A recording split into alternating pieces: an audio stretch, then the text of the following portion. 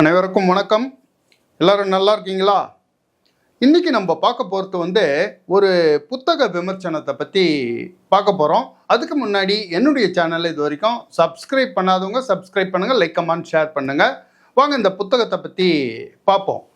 இந்த புத்தகம் மதுரையில் இருக்கிற சென்ட்ரல் ஜெயிலில் இருந்த சிறை கைதிகளை பற்றி, அந்த மதுரை சென்ட்ரல் ஜெயிலில் சிறை காவலராக பணிபுரிந்த மதுரை நம்பி அப்படின்றவர் இந்த புத்தகத்தை எழுதியிருக்காரு. சிறையில் ஒளிரும் நட்சத்திரங்கள் அப்படின்ற இந்த புத்தகம் நான் கேகே நகரில் இருக்கிற டிஸ்கவரி புக் பேலஸ் அப்படின்ற இடத்துல இப்போ சென்னையிலேயே அங்கே தான் நீங்கள் நினச்ச புத்தகம்லாம் வாங்கலாம். அங்கே தற்செயலாக பார்க்கும்போது இந்த புத்தகம் கிடச்சிது. காரணம் சிறை கைதிகளை பற்றியோ சிறையை பற்றியோ பொதுவாக தமிழில் ஒரு நிறைய புத்தகங்கள் கிடையாது. இங்கிலீஷில் இருக்குது. இங்கிலீஷில் சிறை கைதிகளை பற்றியோ ஜெயிலேருந்து தப்பிச்சிக்கின்னு போகிறத பற்றியோ நிறைய நாவல்கள், நிறைய சுயசரிதை அதெல்லாம் இருக்குது. இங்கிலீஷில் சினிமாவும் வந்திருக்குது. உதாரணத்துக்கு நான் சின்ன வயசில் பார்த்த இந்த பாபிலோன், அது குமுதத்தில் என்ட்ரி ஷாரியர் எழுதின அந்த இங்கிலீஷில் எழுதுன தமிழில் ராக்கி ரங்கராஜன் மொழிபெயர்த்திருப்பார். குமுதத்தில் வெளிவந்தது. சின்ன வயசில் படித்தவங்களாம் மறக்கவே முடியாது. அப்படியாப்பட்ட ஒரு பிரமாதமான ஜெயிலேருந்து தப்பிக்கிறத பற்றி, ஜெயில் கைதிகளுடைய வாழ்க்கை பற்றியும் எழுதின அந்த தொடர் ரொம்ப சூப்பராக இருக்கும். அதுக்கப்புறம் சமீபத்தில் கிளின்ட் ஈஸ்ட்வுட் நடித்த எஸ்கேப் ஃப்ரம் அல்காட்ராஸ், நீங்களும் பார்த்துருப்பீங்க அந்த படம். இதெல்லாம் மைண்ட் ப்ளோயிங் படம், அட்டகாசமான படம். நம்ம தமிழ்லேயும் இந்த ஜெயில் தண்டனை கைதிகளை பற்றியும் ஜெயிலேருந்து தப்பிச்சின்னு போகிறத பற்றியும் நம்ம தமிழ்லேயும் வந்திருக்குது. ஆனாலும் ரொம்ப ரேர். படமே அப்படின்னா புத்தகங்கள் எந்த அளவுக்கு இருக்கும் பார்த்துங்க. ஒரு தூக்குமர நிழலிலேன்னு ஒரு புத்தகம் வந்தது. அதுக்கப்புறம் ஆட்டோ சங்கர் பற்றி அப்படி இப்படின்லாம் கொஞ்சம் ரேர் தான். இப்போ இந்த புத்தகத்தில் படித்து பார்க்கும்போது ரொம்ப நல்லா இருந்தது. காரணம் மதுரை சென்ட்ரல் ஜெயிலில் ஒரு 30 வருஷத்துக்கு முன்னே இவர் வேலை பார்க்கும்போது, இவர் மதுரை நம்பி அங்கே சிறை காவலராக வேலை பார்க்கும்போது இவர் சந்தித்த சிறை கைதிகளை பற்றியும், அவர் சிறை கைதிகள் இவர்கிட்ட பகிர்ந்துக்கிட்ட அவங்களோட வாழ்க்கை வரலாறை பற்றியும் ஒரு அத்தியாயத்துலேயும் ஒரு அத்தியாயத்துலேயும் ஒவ்வொருத்தரை பற்றியும் ரொம்ப இன்ட்ரெஸ்டிங்காக இதில் எழுதியிருக்காரு. அதில் ஒரு முழுக்க ஒரே கைதியை பற்றியும் இல்லாமல் பலதரப்பட்ட கைதிகள், ஒரு கொலை கைதி, அப்புறம் கத்தியால் குத்திட்டு வந்தவன், அதுக்கப்புறம் ராபரி பண்ணிட்டு வந்தவன், அதுக்கப்புறம் அரசியல் கைதிகள், கம்யூனிஸ்டுகள் அப்படின்னு சொல்லிட்டு நிறைய பேர்கிட்ட இவர் பேசி அவங்களுடைய அனுபவங்களெல்லாம் இவர் வாங்கி இவர் ரிட்டையர் ஆனதுக்கப்புறம் இதை எழுதியிருக்காரு. ஆனால் ஒவ்வொருத்தரை பற்றியும் சொல்லும் போதும் சிறை கைதி அவங்க ஜெயிலுக்கு வந்துட்டாங்க அப்படின்றதுனால முழுக்க அவங்க கெட்டவங்க கிடையாது, அவங்களுக்குள்ளேயும் நல்லவங்க இருக்காங்க, அவங்களுக்குள்ளேயும் இவ்வளோ திறமைகள் இருக்குது அப்படின்னு சொல்லிட்டு இவர் ஒவ்வொருத்தரை பற்றியும் ஒவ்வொரு அத்தியாயத்திலும் ரொம்ப அருமையாக எழுதியிருக்காரு. இந்த புத்தகத்தை பற்றி சொல்லணும்னா, ஒரு பானை சோத்துக்கு எப்படி ஒரு சோறு பதம் அப்படின்றமோ அது மாதிரி ஒரு கைதியை பற்றி மட்டும் நான் இந்த புத்தக விமர்சனமாக நான் இன்றைக்கி சொல்கிறேன். அந்த கைதியினுடைய பேர் நாகு கோனார். இந்த நாகு கோனார் ஒரு கொலை கேஸில் தான் உள்ளே வந்திருப்பார். அவருக்கு மேலே விசாரணை நடந்துன்னு இருக்கும். அதனால் விசாரணை கைதியாக இப்போ ஜெயிலில் இருக்கார். இவர் விசாரணை கைதியாக ஜெயிலில் இருக்கும்போது இவர் ஒரு யோகி மாதிரி ஆள், நல்லா ஒல்லியாக ஹைட்டாக இருப்பார், தாடி வளர்த்துக்கிட்டு சாமியார் மாதிரி இருப்பார். யாருக்கிட்டையும் தேவையில்லாமல் பேச்சுவார்த்தை கிடையாது. அவர் பாட்டுன்னு அமைதியாக போவார், அமைதியாக வருவார். இவருடைய ஃப்ரெண்டுன்னு பார்க்குறதுக்கு ஒரே ஒரு கிளி ஒன்று பறந்து வருமா ஜெயிலுக்குள்ளே. அது எங்கேருந்து வரும்? மரத்தில் இருக்குமா, இல்லை ஜெயிலினுடைய காம்பவுண்ட் சோத்து மேலே இருக்குமா, இல்லை மதல் சோத்து மேலே இருக்குமா, எங்கேருந்து இருக்குமே தெரியாதான். இந்த கிளிக்கும் இவருக்கும் மிக பயங்கரமான ஃப்ரெண்ட்ஷிப் ஆகிடுது. இவர் வெளியே அவர் குரலை கொடுத்தோன்னே அந்த கிளி எங்கேருந்து இருந்தாலும் பறந்து அவர்கிட்ட வந்துருமா. இவரும் அந்த கிளியும் ரொம்ப ஃப்ரெண்ட்ஷிப்பாக ஒரு தலையை தடவி கொடுத்துட்டு ஏதாவது சாப்பிட்றதுக்கு கொடுத்துட்டு சரி நீ கிளம்புமா அப்படின்னு வரான். உடனே அது பறந்து எங்கேயாவது ஒரு இடத்துல போய் வெயிட் பண்ணுமா.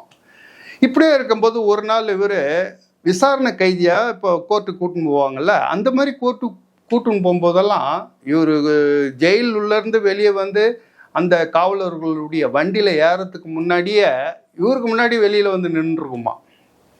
இவர் என்ன பண்ணுவாராம், இந்த காவலர்கிட்ட இந்த கிளி நான் வளர்க்குறேன், நான் கூடவே எடுத்துகிட்டு வரட்டுமா அப்படின்ட்டு அவங்கக்கிட்ட பர்மிஷன் கேட்பாராம். ஒரு சில காவலர்கள் வந்து பர்மிஷன் கொடுப்பாங்க, ஒரு சில பேர் வந்து கொடுக்க மாட்டாங்களாம். அப்படி அவர் காவலர்கள் பர்மிஷன் கொடுக்காத நேரத்தில் இவர் மட்டும்தான் அந்த வண்டியில் கோர்ட்டுக்கு போவாராம். இவர் போயிட்டு வர வரைக்கும் அதே ஜெயில் வாசல்லையே எங்கேயாவது ஒரு மரத்தில் வெயிட் பண்ணிகிட்டு இருக்குமா அந்த கிளி. அவ்வளோ 2 பேரும் நட்பாக இருக்கிறாங்க. அதேமாரி ஒரு நாள் இவர் ஜெயில் காவலர்கிட்ட அந்த வழி காவலர்கிட்ட வந்து பர்மிஷன் வாங்கின்னு கிளியை என்ன பண்ணுறாரு, உள்ளே கொண்டு வரேன் அப்படின்னோடனே சரி கொண்டு போங்க அப்படின்ட்டா, எடுத்துகிட்டு வாங்க அப்படின்ட்டாங்க. இவர் உள்ளே வச்சு நேராக வராரு, கோர்ட்டுக்கு வராங்க. அன்றைக்கி வந்து அவர் கொலை கேஸில் வந்து தீர்ப்பு நாள். இவர் அந்த கிளியை அப்படியே உள்ளவே வச்சுக்கிட்டு கூண்டில் ஏறி நிற்கிறாரு. கைதி வந்து நீதிபதி வந்து தீர்ப்பை சொல்கிறார். அதாவது நீ செய்த கொலை குற்றத்துக்கு ஆயுள் தண்டனை விதிக்கிறேன் அப்படின்னு நீதிபதி சொல்கிறார். இதை கேட்ட உடனே நாகு கோனாருக்கு செம்ம கோபம் வந்து, ஏன் எனக்கு ஆயுள் தண்டனை, தூக்கில் போட்டுற வேண்டியது தானே அப்படின்னு கத்துறார். இவர் இவ்வளோ கத்தி ஒரு டென்ஷன் ஆனதை பார்த்த உடனே இந்த கிளி இவர் துண்டில் மறைச்சி வச்சுருந்தாரு பாருங்க, அதுக்கு ஒரு மாதிரி டென்ஷன் ஆகிடுது அது. ஏன்னா நம்ம ஃப்ரெண்டு இப்படி கத்தி பார்த்தது இல்லையே, ஏதோ பார்த்தோமா அவனுக்கு ஏதோ ஆபத்து பொழுகுது அப்படின்னு சொல்லிட்டு இவர் கத்துறதை விட அந்த கிளி பயங்கரமாக கத்த ஆரம்பிச்சிருக்குது. இதை பார்த்த உடனே கோர்ட்டில் இருக்கிறவங்க அத்தனை பேரும் ஓன்னு கத்தி ஸ்தம்பிச்சு போயிட்டுருக்குறாங்க எல்லாமே. அப்போ தான் இவர் உள்ள கிளியை மறைச்சி வச்சுன்னுக்கிறதே தெரியும். உடனே கைதியை பிடிங்க அப்படின்னு, என்ன அது நிறுத்துங்க அப்படின்னு நீதிபதி சொல்கிறார். உடனே நாகு கோனார் என்ன பண்ணுறாரு, அவருடைய கிளியை எடுக்கிறார். கத்தாதம்மா செல்லம்மா கத்தாத, உன் கதை இதோட முடிஞ்சுது அப்படின்னு சொல்லிட்டு அந்த கிளியை கழுத்தை அப்படியே நெரிச்சு அப்படியே தூக்கி நீதிபதி டேபிள் மேலே போய் தொப்புன்னு போடுறார். அந்த கிளி போய் அவர் டேபிளில் தொப்புன்னு விழுது. அதுக்கப்புறம் சும்மா இருப்பாங்களா கோர்ட்டில்? இவருக்கு வந்து ஆயுள் தண்டனை விதிச்சிடுறாங்க. விதிச்சது இல்லாமல் இவர் உடனே ஜெயிலில் கொண்டு போய் தனிமை சிறையில் போடுங்க அப்படின்னு நீதிபதி மறுபடியும் அது கீழே அடிஷ்னலாக எழுதிடுறார். அதனால நாகு கோனாரை கொண்டு வந்து இது வரைக்கும் பொதுவாக ஜெயிலில் இருந்தார், எல்லாருக்கிட்டையும் பேசிட்டு ஒரு ஃப்ரீயாக. இப்போ தனிமை சிறைன்னொடனே உள்ளே எடுத்துமே தனிமை சிறையில் போட்டுடுறாங்க. அது உள்ளே அடைச்சிட்டா அது உள்ளேவே யாருக்கிட்டே பேச முடியாது. இப்படியே இவர் வாழ்க்கை ஓடிட்டு இருக்குது. இன்னும் டென்ஷன் ஆயிடுறாரு நாகு கோனார். என்னை வெளியே அனுப்புங்க, நான் வெளியே அனுப்புங்க, நான் என்ன தப்பு பண்ணேன் அப்படின்ட்டு எவ்வளோ கெஞ்சி பார்க்குறார். ஆனால் நீதிபதியினுடைய உத்தரவு இல்லையா, அதனால் இவர் என்ன பண்ணுறாங்க, வெளியிலே விட மாட்டேன்றாங்க. அந்த கோபம் வந்து இவருக்கு இந்த ஜெயில் அதிகாரிங்க மேலே இந்த எல்லார் மேலேயும் இருக்குது நாகு கோனாருக்கு. இப்போ ஜெயிலில் வந்து தனிமை சிறைன்னு போட்டாலே ஒரு குறிப்பிட்ட நேரத்துக்கு தான் கதவை திறந்து விடுவாங்க. வெளியில் வந்தியா, பாத்ரூம் போனியா, மாடியா, எல்லாத்தையும் கொஞ்சம் நேரம் தான். அது கூட நீ அந்த காம்பவுண்டுக்கு வெளியிலேயே தான், யாருக்கூடையும் பேச முடியாது. இப்படியே இவர் கதை போயிட்டுருக்குது. இவரும் கெஞ்சி கெஞ்சி கெஞ்சி பார்க்குறார், இவனுங்களை என்ன தாண்டா பண்ணுறது அப்படின்னு சொல்லிட்டு பயங்கர கோபத்தில் நாகு கோனார் இருக்கார். இந்த நேரத்தில் தான் அந்த ஜெயிலுக்கு புதுசாக ஒரு டிசி வர்றார், சூப்ரண்ட். இந்த சூப்ரண்ட் உள்ள வரவர் ஆளை பார்க்குறதுக்கு ரொம்ப அழகாக இருப்பாராம். அவர் மிலிட்ரியிலேருந்து வந்து எக்ஸாம் எழுதி பாஸ் பண்ணி வந்தவர். அதனால் ஆள் நல்லா மிடுக்காக இருப்பார். முக்கியமாக அவர் போடுற யூனிஃபார்ம்லாம் வந்து அவ்வளோ நீட்டாக இருக்குமா. காலையில் ஒரு யூனிஃபார்மு, சாயந்தரம் ஒரு யூனிஃபார்ம். இப்போ அவருக்கெல்லாம் எப்படின்னு கேட்டிங்கன்னா, வீட்லேயே நிறைய ஆட்லிலாம் இருப்பாங்க. இவர் காலையில் முடிச்சுட்டு மதிய சாப்பாட்டுக்கு போகிறாருன்னா எல்லாத்தையும் கட்டி யூனிஃபார்மை போட்டாருன்னா உடனே ஆளுங்க என்ன பண்ணுவாங்க, வேற ஒரு யூனிஃபார்ம் தேய்ச்சி வச்சுருப்பாங்க ரெடியாக. இவர் சாயந்தரம் மாடி அங்கே ஜெயிலுக்கு ஆஃபீஸ்க்கு வரும்போது புதுசாக வேற ஒரு யூனிஃபார்மை தேய்ச்சதில் வந்து எல்லாம் ஸ்டாருக்கு எல்லாம் மாட்டிக்கிட்டே வச்சுருப்பாங்க. அதனால் இவரை பார்க்கும்போது எப்பவுமே அவருடைய யூனிஃபார்ம் கொஞ்சம் கூட கசங்கியே இருக்காதான். அவ்வளோ அழகாக, அவ்வளோ நீட்டாக. அவரை பார்க்குறவங்கெல்லாம் இவரை மாதிரியே நம்ம யூனிஃபார்ம் போடணும், இவரை மாதிரி உடம்பு நீட்டாக வச்சுக்கணும் அப்படின்னு சொல்லிட்டு இவரை எல்லாரும் அவ்வளோ ஒரு மரியாதையாக பார்ப்பாங்களாம். அவ்வளோ அழகாக இருப்பாராம் அந்த டிசி. இவர் எப்பவுமே வந்து செவ்வாய்க்கிழமையானா ஒரு இன்ஸ்பெக்ஷன் மாதிரி பண்ணுவாங்க. ஃபஸ்ட்டில் வந்து ஆஃபீஸில் இருக்கிற ஸ்டாஃபுங்க, அதுக்கப்புறம் வந்து விசாரணை கைதிகள், அதுக்கப்புறம் வந்து பொதுவில் இருக்கவங்க, அப்படி இப்படி எல்லாரையும் பார்த்துட்டு இவர் கூடவே வந்து இவர் டிசி நடந்து போகும்போது அவர் கூடயே சிறை காவலர் கூடவே வருவாங்க. இவர் ஆஃபீஸ் ஸ்டாஃபு, அவங்கள வந்து கையில் எல்லாம் பேப்பர் பேனா எல்லாம் எடுத்து வச்சுக்கிட்டு ஏதாவது இவர் நோட்ஸ் கொடுக்கும்போது நோட் பண்ணிக்குவாங்க. சிறை கைதிகளுக்கு ஏதாவது பிரச்சனை, ஏதாவது ஒரு கம்ப்ளைண்ட்டு, அதெல்லாம் அவர் பார்த்துக்கிட்டே வரார். அவர் முன்னாடி இப்படியே கம்பீரமாக புது யூனிஃபார்ம் சும்மா நீட்டாக வரார். அப்படியே வரவர் கடைசியில் இந்த தனிமை சிறை இருக்குது பாருங்கள், அதில் பக்கம் அந்த பக்கம் வரார். இந்த தனிமை சிறை எப்படி இருக்குன்னா ஒரு எல் ஷேப்பில் இருக்கம்மா, ஏ பிளாக்கு பி பிளாக்குன்ட்டு. இந்த ஏ பிளாக்கில் கொஞ்சம் பேர், பி பிளாக்கில் அப்படியே ஒரு ரவுண்டு கட்டி. இப்போ வந்து இந்த தனிமை சிறையில் இருக்கிற கைதிகளை வந்து டிசி போய் நேரடியாக அவங்க வாசலில் நின்று பார்க்க வேண்டியது இல்லையா. அவங்க ஜெயிலுக்கு வெளியில் ஒரு தாழ்வாரம், அதை தாண்டி ஒரு கம்பி வேலி போட்டிருப்பாங்களாம். அந்த கம்பி வேலிக்கு வெளியில் இருந்து தான் ஆஃபீஸருங்க அப்படியே பார்த்தாலே போதும், எல்லாருமே வந்து எப்படி இருக்காங்க அப்படின்னு ஒரு ரவுண்ட் வச்சுட்டு ஏதாவது இருக்காப்பா என்ன விஷயம் அப்படின்னு கேட்டு அப்படியே போயிடுவாராம். அன்றைக்கி எல்லாத்தையும் முடிச்சுட்டு இப்போ தனிமை சிறை பக்கம் வராரு. அதேமாரி வெளியில் இருந்து அந்த கம்பி வழி வழியாக பார்க்குறாரு. இப்போ டிசி வந்து பார்க்க போகிறாருன்னு ஏற்கனவே வந்து எல்லா கைதியும் வந்து வெளியில் வந்து நிற்கணும். எங்கே அந்த தனிமை சிறையில் எல்லாம் பயங்கர காண்டில் தான் இருப்பானுங்க. ஏன்னா தனியாக எவ்வளோ நேரம் தான் இருப்பீங்க யாரு கூட பேசாமல். அப்போ அப்படியே பார்த்துட்டு அப்படியே வெளியில் வந்து எல்லாம் நிற்கிறாங்க. அப்போ ஒரே செல்லு மட்டும் மூடியே இருக்குது, வெளியில் யாருமே வரல. அப்போ டிசி கேட்குறாரு, யாது அந்த செல்லு ஆளே வரல வெளியா, யார் அவன் அப்படின்னோன்னு அந்த ஏடு வர்றார். ஐயா அந்த செல்லில் தாங்க நாகுகோணர் இருக்கார், அவன் அடாவடி பிடிச்சவங்க, வெளியில் வான்னு சொன்னேன் வரமாட்டேன்றான் அப்படின்னு. அப்படியா, அப்போ நீ ஒன்று பண்ணு, இந்த யூனிஃபார்மை கட்டிட்டேங்கன்னா மாடு மேய்க்கப்போ. அவன் ஒரு கைதி, அவன் வெளியில் வாடானா அவன் வரணும், நீ என்னடானாக்கா அவன் வரமாட்டேன்றான் அப்படின்னு சொல்லிட்டு நீ வந்து பேசிகிட்டு இருக்கிற நீ அப்படின்ட்டு டிசி பயங்கரமாக கத்துறார். உடனே போயா போய் கதவு தர இந்த பக்கம் அப்படின்னு சொல்லிட்டு இந்த உள் பக்கம் அந்த கம்பி வழியை தாண்டி அந்த தாழ்வாரம் வரியாக போக மாட்டார். அவன் வெளியில் வரலன்னா மற்றவன் எல்லாம் வந்துட்டான், இவன் மட்டும் வரலையே அப்படின்னோன்னா அந்த தாழ்வாரம் வழியாக தோற அவனை வெளியே வர சொல் அப்படின்னு கத்திட்டு போகிறார். இப்போ நாகுகோணருக்கு என்ன கோவம்னா, இவ்வளோ நாளாக நம்மளை தனிமை சிறையில் போட்டு வச்சுருக்காங்க, மாத கணக்காக ஆகுது, நம்மளும் இவ்வளோ தூரம் கெஞ்சி பார்க்குறோம், எவனுமா இது பண்ண மாட்டேன்றான், அந்த புது டிசி வர இவனுக்காவது ஒரு நம்ம பாடம் கற்பிக்கணும் அப்படின்னு சொல்லிட்டு அவர் என்ன ஐடியா பண்ணி வச்சிருக்கிறாரு அப்படின்னா, ஏன்னா செவ்வாய் கம்மியான சுற்றி பார்க்கறதுக்கு வருவானுங்கள்ல, வச்சுக்கிறவனுங்கள அப்படின்னு சொல்லிட்டு என்ன பண்ணுறாருன்னா, அப்போ இருந்த சிறைச்சாலையில் தனிமை சிறையில் வந்து உள்ளே வந்து கக்கூஸ் கிடையாதான். அதனால் என்ன பண்ணுவாங்க, ஆளுக்கு ஒரு சட்டி ஒன்று கொடுத்துருப்பாங்களாம். அந்த சட்டியில் தான் மூத்திரம் மலம் எல்லாம் போகணும். இவர் நாகுகோணர் என்ன பண்ணுறாரு, காலையில் வந்த உடனே என்ன பண்ணுவாங்க, அந்த சிறை காவலரெல்லாம் கதவை திறந்த உடனே அந்த சட்டியில் இருக்கிற மலம் மூத்திரத்தை எடுத்துன்னு வந்து ஒரு இடத்துல எல்லாத்தையும் கொட்டிட்டு அதை கழுவிட்டு அதுக்கப்புறம் சாப்பிட்டு மறுபடியும் உள்ளே போயிடுவாங்க. இது ரொட்டீனாக நடக்குமா. இவர் காலையில் இந்த மலம் மூத்திரத்தோட இன்னும் வெளியே வரவே இல்லை. இவர் தான் வரலையா வெளியா. இவர் என்ன பண்ணுறாரு, அந்த சட்டியில் இவன் வெளியில் வந்து மலம் மூத்திரத்தெல்லாம் நிறைய பேர் கொட்டிட்டு போயிட்டானுங்க. இவர் மட்டும் என்ன பண்ணுறாரு, அந்த மலம் மூத்திரத்தை எல்லாத்தையும் தண்ணி ஊற்றி அந்த சட்டியில் கரைச்சி வச்சுன்னு இருக்கிறார் தயாராக, இவனுங்க வரட்டும் அப்படின்னு சொல்லிட்டு. இதில் இன்னொன்று சொல்லியிருக்காரு, அந்த மலை மூத்தத்தை கொட்டும் போது சட்டியை உடச்சிட்டிங்கன்னு வச்சிங்களா, இன்னொரு சட்டியை கொடுக்க மாட்டாங்களாம். அப்படிலாம் அந்த காலத்தில் பிரச்சனை இருந்துருக்குது. இப்போ தான் வந்து ஒரு செல்லுக்குள்ளேயே இப்போது கக்கூஸ்லாம் வச்சு அது ஓப்பனில் தான் இருக்கும், யூஸ் பண்ணிக்கலாம் அப்படின்னு சொல்லிட்டு இப்போ நிறையா ஒரு வசதியெலாம் ஜெயிலுக்குள்ளே வந்துடுச்சு. அந்த காலகட்டத்தில் அது மாதிரி.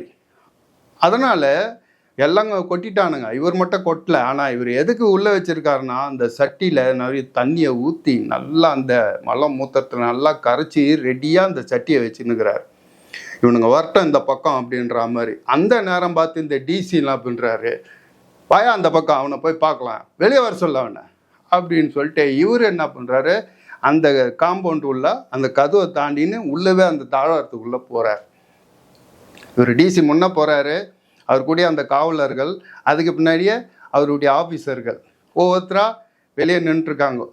எல்லார்கிட்டையும் எல்லாம் பிரச்சனையெல்லாம் கேட்டு நாகுகோனார்கிட்ட மொத்தமாக அப்படி நடந்து வரும்போது கிட்ட வந்தவொடனே நாகுகோனார் அந்த சட்டியில் இருக்கிற மலத்தையும் மூத்தத்தையும் அப்படியே தூக்கி அத்தனை பேர் மூஞ்சிலையும் தூக்கி அடிக்கிறார். அந்த இடம் எப்படி இருந்திருக்கும் பாருங்க. அத்தனை பேரும் அப்படியே வாந்தி எடுக்க ஆரம்பிச்சிடுறாங்க அங்கேயே ஸ்பாட்லேயே. இவர் டிசி இவ்வளோ அழகானவர், நீட்டாக ட்ரெஸ் பண்ணுறவர், யூனிஃபார்ம்லாம் அட்டகாசமாக போடுறவர், மேலெல்லாம் அப்படியே மூஞ்சி மேலெல்லாம் தலை யூனிஃபார்ம் எல்லாம் அப்படியே மலம் மூத்திரம் உழைஞ்சி ஊற்றுது. அப்படியே அத்தனை பேரும் அப்படியே தகச்சு போய் வாந்தி எடுத்து இதுவாகி அப்படியே ஒரு டிசி நேராக ஆஃபீஸுக்கு ஓடி போய் பாத்ரூமில் போய் குளிச்சு எப்படி கோபம் வந்திருக்கோம் பாருங்க. கொஞ்ச நேரத்தில் நாகுகோனாரை கூட்டு வந்து அடின்னு அவர் சாவறதுக்கு ஒரு 2 இன்ச்சு வரைக்கும் போட்டு நாசம் பண்ணுறாங்க அவரை. கொஞ்ச நேரத்தில் டாக்டர் ஓடியாந்து செக் பண்ணி பார்த்து டிசி கிட்ட வர்றார். அதுக்குள்ளே டிசி வீட்டுக்கு போய் குளிச்சுட்டு இருந்துச்சுல, வேறு யூனிஃபார்ம்லாம் போட்டுக்கணும். அவரால் உட்காரவே முடியல, அவ்வளோ கோவமா. சார் அவனை செம்மையாக அடிச்சுட்டாங்க சார், சாவர கண்டிஷனில் இருக்கான், இங்கே நம்ம ஜெயிலில் ஒன்றுமே பண்ண முடியாது, அவனை எப்படியாவது ஹாஸ்பிட்டலுக்கு தான் சார் கூட்டின்னு போவோம், இல்லை செத்துருவான், நாளைக்கு பழி நம்ம மேலே தான் வந்துடும் அப்படின்னு டாக்டர் சொல்கிறார். உடனே சரி அந்த நாயை என்ன ஒன்றாலும் பண்ணுங்க அப்படின்னு டிசி சொல்கிறாரு. உடனே கூட்டின்னு போகிறாங்க. அதுக்கப்புறம் ரொம்ப நாள் கழித்து உடல் நலம்லாம் சரியாகி வெளியே வந்து அதுக்கப்புறமா நாகுகோனாரை அந்த தனிமை சிறையிலேருந்து வெளியில் ரிலீஸ் பண்ணி பொது இதுவில் விடுறாங்க. அதுக்கப்புறம் நாகுகோனார் கான்விக்ட் வார்டர், அதை அந்த உள்ளவே வந்து ஜெயில் கைதிங்க மட்டும் ஒரு வார்டன் மாதிரி ஆகிடுவாங்க. அந்த மாதிரி வார்டனாக மாறி எந்த வம்பு தும்புக்கும் போகாமல் ரொம்ப நல்ல பிள்ளையாக நடந்துக்கிறார். அப்பவும் அவர் யாருக்கிட்டே பேச்சுவார்த்தை இதெல்லாம் கிடையாது. ஆனால் இப்போ வந்து இவருடைய எண்ணெல்லாம் வந்து அங்கே இருக்கிற மைனாக்கள், ஒரு 2-3 மைனாக்கள், இவர் குரலை குத்தோன்னா ஒரு 2-3 மைனா ஓடியாருமா. அதுக்கிட்ட சாப்பாடு வைக்கிறது, அதுக்கிட்ட பேசுறது, கொஞ்ச நேரத்தில் அந்த மைனாலாம் பறந்து போயிடுமா, ஒரு 2 கிளி வருமா. அதுக்கப்புறம் இப்படியே அந்த மைனாக்கிட்டேயும் அந்த கிளிங்கக்கிட்டே தான் நாகுகோனாருக்கு ஃப்ரெண்ட்ஷிப்பு, அதுக்கிட்ட தான் பழகிறது, அதுக்கிட்ட தான் எல்லாமே பேசுறது. மற்றவங்ககிட்டலாம் அந்த அளவுக்கு வச்சுக்க மாட்டார். இவருக்கு கொஞ்சம் கொஞ்சமாக இவர் ரிலீஸ் ஆகி வெளியே போகிற நாள் வருது. இவருக்கு தெரியும் இன்றைக்கி இந்த டேட்டில் நம்ம ரிலீஸ் ஆகி வெளியில் போக போகிறோம், நம்ம கொலை குற்ற தண்டனை முடிஞ்சு போச்சு அப்படின்னோடனே காகிதம்லாம் செய்வாங்க ஜெயிலுக்குள்ளே, அட்டை பாக்ஸு அது இதெல்லாம். அந்த இடத்துக்கு போயிட்டு ஒரு 2 அட்டை பாக்ஸு செஞ்சுக்கிட்டு அதுக்கு வர்ணம்லாம் பூசி 2 அட்டை பாக்ஸ் மட்டும் ரெடி பண்ணி வச்சுக்கிட்டாராம். ரெடி பண்ணிக்கிட்டு இவருக்கு அன்றைக்கி ரிலீஸ் நாள் சொல்லிட்டாங்க. வெளியில் வந்து எல்லாம் இவர் துணிமணி அது இதெல்லாம் இவர் வச்சிருந்த பிளாங்ஸ்லாம் எல்லாத்தையும் எடுத்துக்கிட்டு வெளியில் வந்தோடனே எல்லா சிறை காவலர்லாம் செக் பண்ணுறாங்க என்னென்ன எடுத்துகிட்டு போகிறாருன்னு. இதுனாப்பா 2 அட்டை பாக்ஸு காலி. அப்படி திறந்து பார்த்தா ஒன்றும் இல்லை, 2 அட்டை பாக்ஸ் தான். அதை குண்டு மாதிரி இருக்குது, அதை மட்டும் தூக்கிட்டு வெளியில் கிளம்புறார். அவருடைய மொத்த சிறை வாழ்க்கை முடிஞ்சு ஒரு ஃப்ரீயாக அந்த கேட்டை விட்டு வெளியில் வராரு. வெளியில் வந்தவுடனே நாகுகோனாருக்கு இந்த வெளி உலகம் எப்படி இருக்கும் அப்படின்னு சந்தோஷமாக அவர் அந்த உலகத்தை பார்க்கவே இல்லையா. அவர் பார்த்தது, அவர் தேடந்தெல்லாம் அந்த மைனாக்களும் கிளியும் எங்கே இருக்குதுன்னு சொல்லிட்டு சுற்றி சுற்றி பார்த்துருக்குறாரு. அந்த மைனாக்களும் கிளியும் இவருக்கு முன்னாடியே வெளியில் வந்து வெயிட் பண்ணி இருந்துருக்குது. வாங்கம்மா எல்லாம் வாங்க வாங்க அப்படின்னு கூப்பிட்டோடனே இவர் எடுத்து வந்த ஒரு பாக்ஸில் 3 மைனா வந்து உள்ளே வந்துக்கிச்சான், இன்னொரு பாக்ஸில் கிளி ஏறிக்கிச்சான். இந்த இடத்துல மதுரை நம்பி வந்து சூப்பராக எழுதியிருப்பார். ஒரு சிறையிலிருந்து வெளியான ஒரு சிறை கைதி சுதந்திரமாக வெளியேறினார், ஆனால் பல பறவைகள் கூண்டுக்குள் புகுந்து கொண்டன அப்படின்ட்டு. அந்த 2 குண்டியும் கையில் பிடிச்சின்னு அப்படியே ஜாலியாக வேஷ்டியை தூக்கி மடித்து கட்டிக்கிட்டு அவர் பாட்டுன்னு அப்படியே நடந்து சென்றார் அப்படின்ட்டு அந்த அத்தியாயத்தை முடிக்கிறார். இந்த மாதிரி நிறைய ஆட்களை பற்றி எழுதியிருக்காரு. கவிஞர் மீரான்னு ஒருத்தர் இருக்கார். அவரை ஏதோ ஒரு கேஸ் விஷயமா உள்ளே போட்டு வச்சுருக்காங்க அரசியலுக்காக. அவர் இந்த சிறையை பற்றி என் அருமை சிறையே, என் இனிய சிறையே அப்படின்ட்டு ஒரு புக்கை எழுதியிருக்கார். அதில் இந்த நிகழ்ச்சியை பற்றி அவரும் அதில் நாகக்கோனாருடைய ஃப்ரெண்ட்ஷிப், அந்த பறவைகிட்ட அவர் பழகிற விதம் எல்லாத்தையும் அவர் எழுதியிருக்காரு அப்படின்னு சொல்லிட்டு மதுரை நம்பி குறிப்பிட்டிருப்பார். அப்படியாப்பட்ட ஒரு அற்புதமான இந்த புத்தகம் நீங்கள் படித்து பாருங்கள். இதனுடைய விலை வந்து 330 ரூபா தான். இதில் ஃபஸ்ட் பார்ட்டு செகண்ட் பார்ட்டுன்னு இன்னொரு புத்தகம் கூட எழுதியிருக்கார். எனக்கு இதில் வந்து இந்த விஷயம் ரொம்ப பிடிச்சது, அதனால தான் சொன்னேன். இதே மாதிரி நிறைய சம்பவங்கள் இதில் இருக்குது. நீங்கள் படித்து பார்த்துட்டு உங்களுடைய கமெண்ட்ஸை சொல்லுங்கள். நம்ம அடுத்த வீடியோவில் பார்ப்போம். பை.